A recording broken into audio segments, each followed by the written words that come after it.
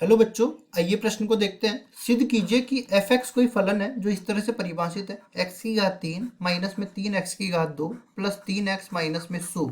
ये आर पर, आर मतलब वास्तविक संख्याओं का समुच्चय, इस पर वर्धिमान है या वर्धमान है। प्रश्न को हल करने से पहले इसकी मुख्य अवधारणा की चर्चा कर लेते हैं। मुख्य अवधारणा तो देखिए, इसमें हम लोग कुछ इस तरह से बताते हैं कि मान लो y बराबर में एफ एक्स कोई फलन दे रखा है और उसका अवकलन करने पर डी वाई बटा डी एक्स या जो एफ डेस एक्स मिलता है उसका मान बड़ा या बराबर आ जाता है जीरो के, तो हम लोग कहेंगे कि ये एक वर्धमान फलन है, अन्यथा ये ह्रासमान फलन हो जाएगा, वर्धमान फलन।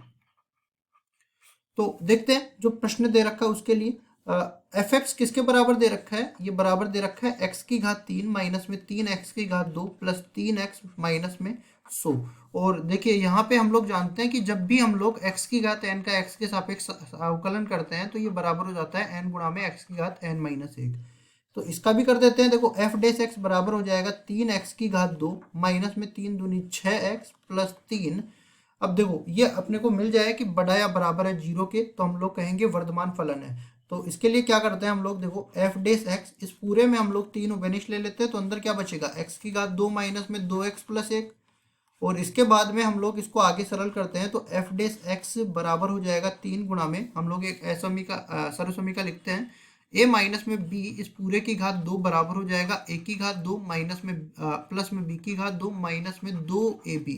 इस तरीके से तो यहाँ से देख सकते हो एक्स की घात 2 ए की घात 2 के बराबर हो जाएगा। यहाँ पे इसको लिख सकते हैं एक की घात 2, तो ये बी की घात 2 के बराबर हो जाएगा। इसको माइनस 2x को लिख सकते हैं माइनस 2 गुणा में x गुणा में 1, तो ये 2ab हो जाएगा।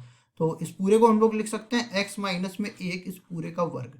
अब देखिए हम लोग जानते हैं कि एक्स स्क्वायर, इसका मान हमेशा जीरो के बराबर होगा या जीरो से बड़ा होगा, चाहे x धनात्मक हो चाहे ऋणात्मक हो। इसका मतलब मैं कह सकता हूँ कि एक्स माइनस 1 ये बड़ा या बराबर होगा जीरो के। इसको मैं 3 से गुणा कर दूं तो 3 गुणा में एक्स माइनस 1 का वर्ग, चूंकि ये धनात्मक राशि से गुणा हुआ है तो बड़ा या बराबर होगा जीरो के। असमीका के चिन्ह में कोई प्रभाव नहीं पड़ता धनात्मक संख्या से गुणा करने पर।